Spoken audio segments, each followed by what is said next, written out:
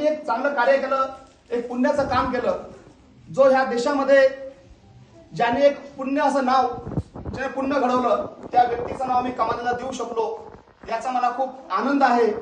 तुमच्या सर्वांच्या आशीर्वादानं मी असंच समाजकार्य करत राहील अशी ग्वाही देतो.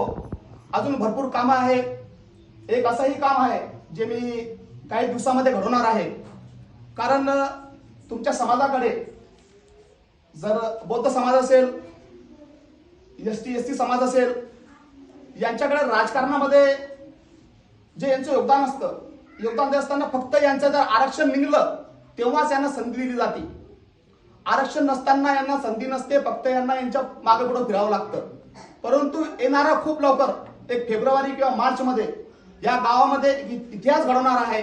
एसटीचा एक माणूस आरक्षण नसताना खुर्चीवर बसणार आहे. ही गोष्ट मोदक आहे आणि ही तुम्हाला घडवून दाखवणार आहे. फक्त मला तुमचं प्रेम आहे. तर बोलवलं तुम्ही ना, माझा मान सन्मान केला, त्याबद्दल मी भिक्खू संघाचं, दादांचं, पत्रकार मंडळीचं, सर्व बौद्ध उपासक उपासिकांचा मनापासून आभार व्यक्त करतो आणि माझे 2 शब्द संपवतो. जय भीम, जय महाराष्ट्र.